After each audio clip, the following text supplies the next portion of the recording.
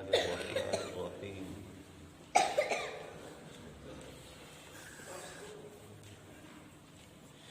قل إن كنتم تحبون الله اے میرے محبوب پیغمبر لوگوں سے کہہ دیجئے کہ اگر تم اللہ سے محبت چاہتے ہو فاتبعونی تو میری اتباع کرو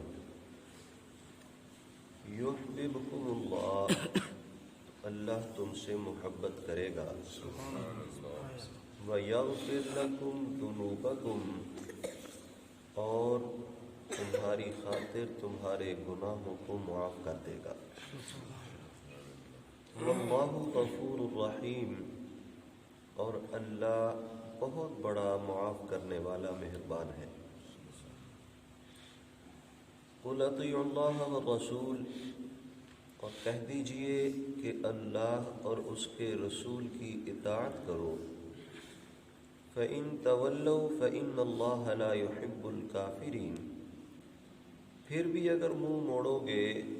تو اللہ کافروں کو پسند نہیں کرتا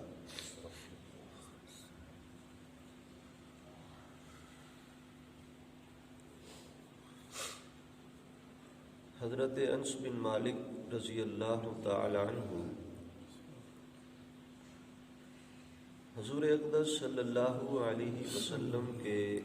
بڑے مشہور صحابی ہیں آپ صلی اللہ علیہ وسلم کی ہجرت مدینہ سے پہلے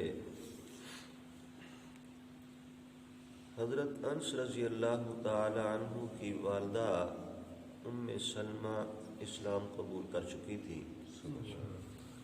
جبکہ ان کی عمر اس وقت تقریباً 8 سے 9 برس تھی ان کی والدہ کے ایمان لانے کے بعد ان سے ان کا شوہر مسلمان ہونے کی وجہ سے ناراض ہو کر کے مدینہ سے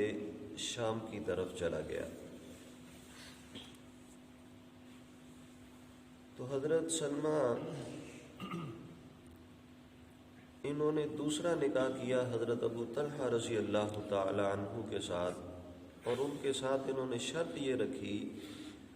کہ میں آپ سے نکاح تب کروں گی جب آپ ایمان قبول کرو گے چنانچہ اس بنیاد پہ وہ بھی مسلمان ہو گئے تو اب ان کے گھر کا ماحول مکمل ایک اسلامی ماحول بنا جب آپ صلی اللہ علیہ وسلم مکہ سے مدینہ ہجرت کر کے تشریف لائے تو جیسے آپ احباب نے علماء سے سنا ہوگا کہ مدینہ کی بچیوں نے آپ صلی اللہ علیہ وسلم کا دف بجا کر کے استقبال کیا تھا ایسے ہی مدینہ کے بچے بھی ان بچیوں سے پیچھے نہ رہے اور انہوں نے بھی آپ صلی اللہ علیہ وسلم کا استقبال کیا مدینہ کی گلیوں میں گھومتے ہوئے اور یہ ترانہ ان کی زبان پہ تھا جاء محمد یعنی محمد صلی اللہ علیہ وسلم تشریف لا چکے ہیں بڑی خوشی کے ساتھ جھوم جھوم کر یہ بچے یہ ترانہ کہتے اور پھر مڑ مڑ کر کے دیکھتے کہ اللہ کے لاڈلے پیغمبر تشریف لا چکے ہیں یا نہیں تو جیسے ہی آپ صلی اللہ علیہ وسلم مدینہ طیبہ میں تشریف فرما ہوئے تو حضرت انس رضی اللہ تعالی عنہ کے والد ابو طلحہ انہیں لے کر کے آپ صلی اللہ علیہ وسلم کی خدمت میں حاضر ہوئے اور آپ صلی اللہ علیہ وسلم سے عرض کی کہ یا رسول اللہ میں اپنے اس بیٹے کو آپ کی غلامی میں پیش کرنا چاہتا ہوں اس وقت حضرت انس رضی اللہ تعالی عنہ کی عمر 10 سال تھی آپ صلی اللہ علیہ وسلم نے حضرت انس رضی اللہ تعالی عنہ کو اپنی غلامی میں قبول فرمایا اور پھر یہ تا حیات آپ صلی اللہ علیہ وسلم کی غلامی میں ہی رہے یعنی جب آپ صلی اللہ علیہ وسلم کی وفات ہوئی تو حضرت انس رضی اللہ تعالی عنہ بدستور آپ صلی اللہ علیہ وسلم کی غلامی میں تھے۔ چونکہ انہوں نے بہت زیادہ آپ صلی اللہ علیہ وسلم کی خدمت کی اور خادم خاص تھے، تو ایک موقع کے اوپر آپ صلی اللہ علیہ وسلم نے حضرت انس رضی اللہ تعالی عنہ کو مخاطب کیا اور فرمایا کہ اے میرے پیارے بیٹے، یعنی آپ اندازہ لگائیں کہ آپ صلی اللہ علیہ وسلم کو کتنی ان سے محبت ہوگی کہ انہیں بیٹا کہہ کر کے پکارا کہ اے میرے پیارے بیٹے۔ حضرت انس رضی اللہ تعالیٰ عنہ فوری طور پہ آپ صلی اللہ علیہ وسلم کی طرف متوجہ ہوئے تو آپ صلی اللہ علیہ وسلم نے ارشاد فرمایا کہ اے انس، اگر تیرے دل میں یہ خیال پیدا ہو کہ میرے صبح اور شام اپنے کسی بھی مسلمان بھائی کے متعلق اپنے دل میں کینہ لیے بغیر گزریں تو ایسا ضرور کرنا، یعنی اپنے دل کے اندر کسی بھی مسلمان بھائی کا کینہ اور بغض نہ رکھنا۔ اور پھر دوبارہ فرمایا کہ اے میرے پیارے بیٹے، یاد رکھنا کہ کسی کے متعلق اپنے دل کے اندر کینہ اور دغا نہ رکھنا یہ میری سنت ہے۔ اور پھر آگے ارشاد فرمایا کہ جو شخص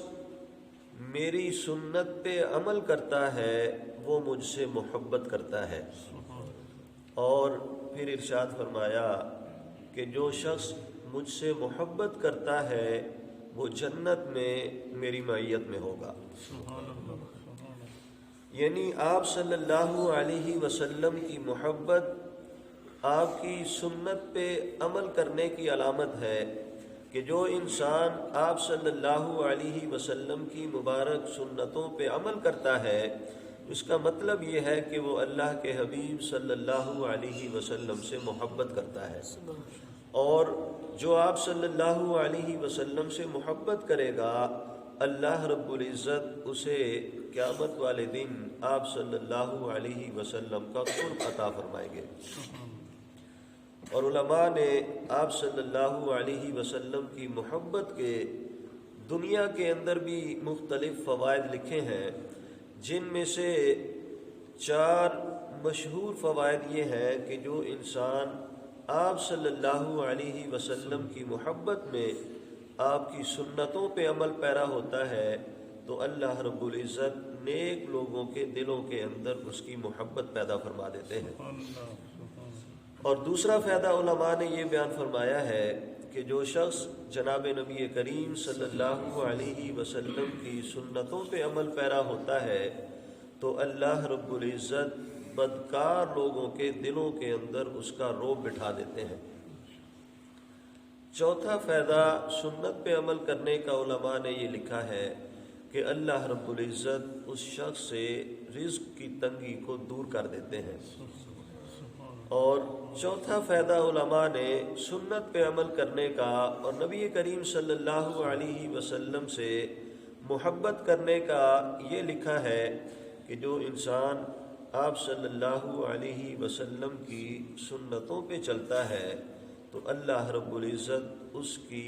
دنیا کی تمام حاجات کو اپنے ذمے لے لیتے ہیں، یعنی اس کی ضروریات زندگی سنت کے اوپر چلنے کی وجہ سے اللہ رب العزت پوری فرما دیتے ہیں۔ یہی بات قرآن پاک کی اس آیت کریمہ کے اندر اللہ رب العزت نے بیان فرمائی کہ قل ان کنتم تحبون اللہ، کہ اے میرے محبوب پیغمبر آپ ان لوگوں سے کہہ دیجئے کہ اگر تم اللہ کی محبت چاہتے ہو فاتبعونی، تم میری اتباع کرو، یحببکم اللہ، جب تم میری اتباع کرو گے اللہ تم سے محبت کرے گا۔ اور جس شخص سے اللہ اس دنیا میں محبت کرے گا تو لازمی بات ہے کہ پھر دنیا کی کوئی بھی طاقت، دنیا کی کوئی بھی ایسی ذات اس کے مقابلے میں کھڑی نہیں ہو سکتی، اس لیے کہ اب وہ اس کے مقابلے میں نہیں بلکہ اس کے رب کے مقابلے میں ہے جو اس کی حفاظت کر رہا ہے۔ تو اللہ رب العزت جب خود ایک شخص کا محافظ بن جاتا ہے، اس کا مددگار بن جاتا ہے، تو پھر وہ انسان نہ دنیا میں ناکام ہوتا ہے اور نہ ہی وہ کبھی آخرت میں ناکام ہوگا۔ تو اللہ رب العزت سے دعا ہے کہ اللہ ہر انسان کو سچے دل کے ساتھ آپ صلی اللہ علیہ وسلم کی محبت نصیب فرمائے اور آپ صلی اللہ علیہ وسلم کی مبارک سنتوں پہ عمل کرنے کی توفیق عطا فرمائے۔